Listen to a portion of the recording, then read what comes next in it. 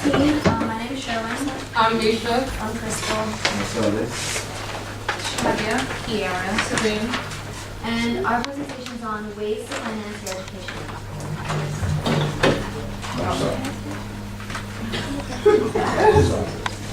Okay, ways to finance your education is by obtaining a part-time job. The recommended is 10 to 15 hours, the max 20, because you don't want school to conflict with your job. I mean, your job's conflict with your school. So, also, when you do start working, work in an area of study. For example, if I want to be a veterinarian, I want to work at like a pet store just so I could have the experience for my future career. And if you can't find a job, then start your own business. You could be a babysitter, you could mow lawns, you could teach people lessons, or walk people pets, just to get some income in. And also, there's some other options that you can do through school, like internships and work study. And make sure you're the best at your job. So when your boss looks to fire people, you won't be the one that he thinks about. Okay. The benefits about getting a job. You get extra money in your pocket, you learn time management skills, you gain a sense of independence, and you gain skills for the professional setting. So you'll have the basics of working in the field. And it will also look good on your resume, and you'll build relationships with people who will probably help you to get where you want in the future. Okay. Now when you do start earning money, you want to find a bank that suits you. And when you do, you want to make sure you read all the fine prints, so you won't be overpaying anything. And also, you're going to open a savings account. When you open a savings account, you're going to start putting a portion of your earnings into that savings account. And I would suggest for you to open online banking to manage your expenses so you can see all the stuff that you've been spending your money on. And you don't want to spend more than what you're making. And also, you'll review your monthly bank statements just to make sure there's no identity theft or nothing bad is going on with your money. And balance your checkbooks. And if you decide to own a credit card, make sure you use it wisely. You want to make sure you pay immediately when you do have a chance to pay for your credit card. Another way that you can help finance education is through family and friends. And one good way, like one main way, is Florida Prepaid College Fund.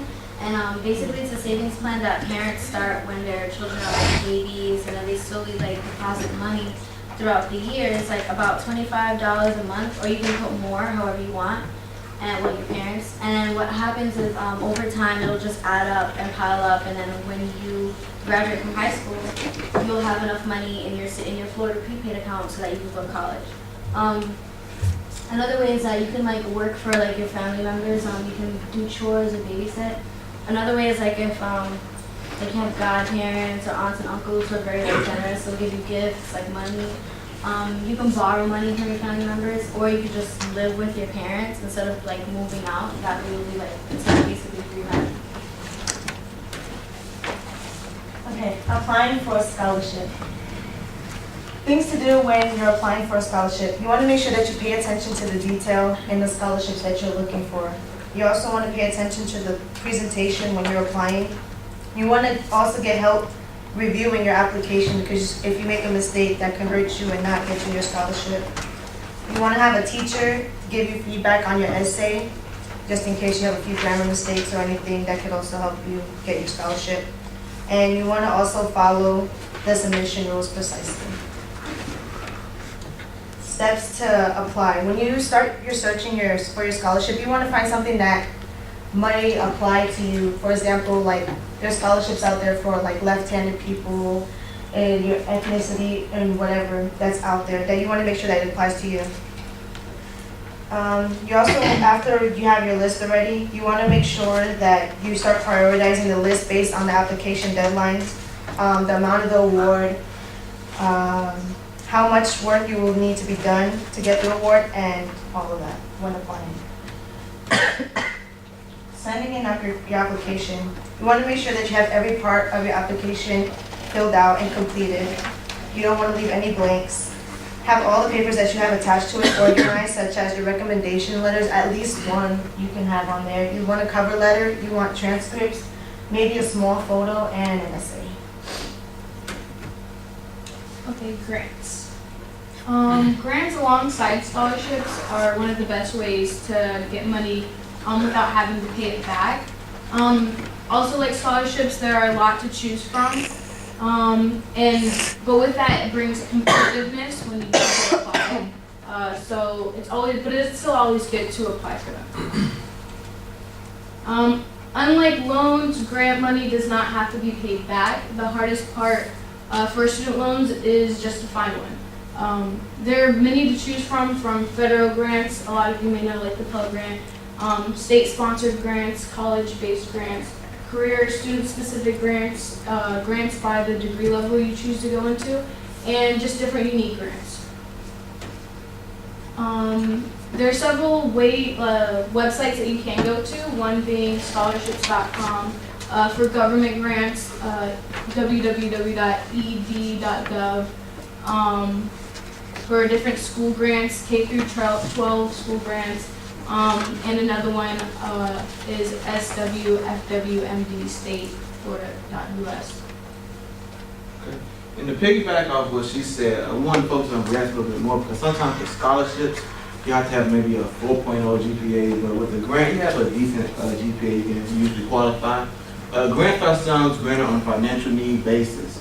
So it's not really GPA oriented, so anybody can get a grant. They're often given along with a financial aid package consisting of scholarships and loans and possibly work study, so you'll probably get the grant through your school. An interesting fact about grants is that in 2007 and 2008 school year, 56% of all students received financial aid, 52% received grants, averaging about $4,900 per year for that school year. So that's a lot of money, you know. Just a quick tip on how to financial education.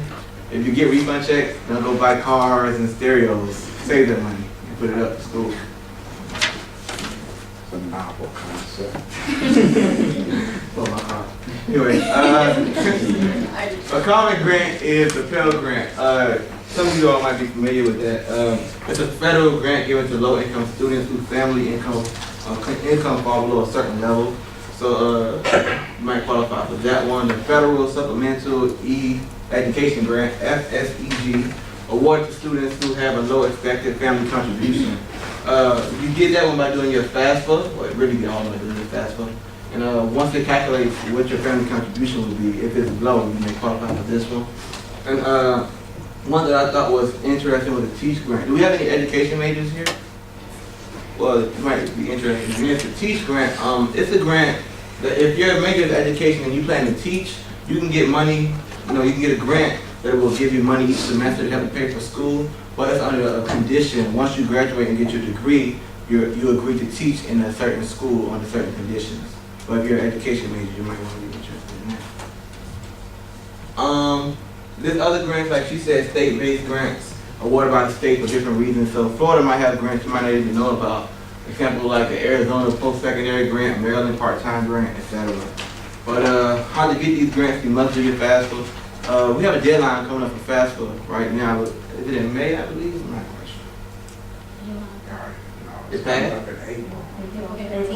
Well, it's March, right? Okay. Well, yeah, get your FAFSA in. You got to do it. You want to do your FAFSA yearly. So if you do that, you might qualify for grant.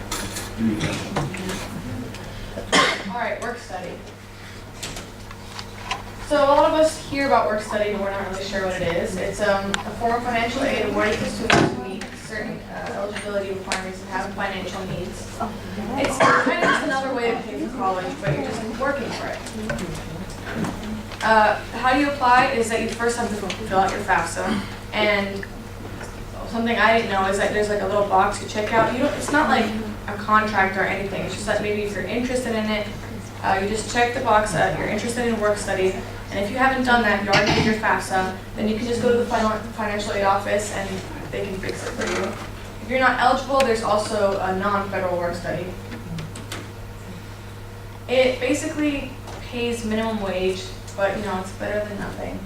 And when it comes to like job which one you want to go into. You might want to go into something that's with your major, because like that's what, I don't know, that's what's encouraged, and it kind of makes sense. It can't exceed, your wage can't exceed the financial award, so the employer is going to work out a schedule with you, and it's going to be kind of strict, but Okay, student loans. A student loan is a loan designed to help you pay for your tuition, books, and living expenses. But aside from free money, you have to pay back the student loan. Where can you get student loans from? You can get your loan from a bank or a federal program. How much you can borrow, it depends on if you're a freshman, a sophomore, second, or if you're a dependent or independent student. Paying off your loan, you have to pay off your loan within the 6 months after you graduate from school. The most popular loan is the Stafford loan. And what you should consider when you're taking out a loan, you should consider, well, you should only borrow what you need instead of more than what you need, because you're going to end up having to pay more than what you borrowed. You have to look at the monthly cost, the percentage of interest payment, and the different requirements. And with student loans, it's also student debt. Debt is money that is owed or due, and of course, like the expected thing that causes student debt is student loans. Student loan debt in the U.S. exceeds $1 trillion, and it can take over 10 years to pay off. So most like lawyers or doctors or anything that's like high up in the business, they usually spend like their whole lives paying off their debt for their education. Ways to avoid debt: do not accept any student loans. If so, start paying it off as soon as possible. Like she said, it takes 6 months before the interest starts coming in. So I'd suggest, like, if you take in a student loan, what you have left over from each like payment you make for your classes, save that so you start paying it off as soon as possible. So then every time you pay it off, you have a little bit more when you graduate. Try to work with just scholarships, because you don't have to pay scholarships back. Save all grants and leftover scholarship money, because some students just go haywire and they just start buying everything, and then when it comes down to it, when you try to get your like graduate's degree, you don't have any money for it. Only choose classes that's needed for your major. Don't pay for what you don't need, and pass all your courses, because by you failing a course, you're actually wasting your money trying to retake it, and that can also cause debt. Try to reimburse before interest begins, and save all your money. Did you know nearly 20 million Americans attend college each year, and 60% out of that 20 million borrow annually to help cover costs? There's approximately 37 million student loan borrowers that's like still paying off, and like still today, and nearly $1 trillion in total is the amount that's still being paid off in student debt.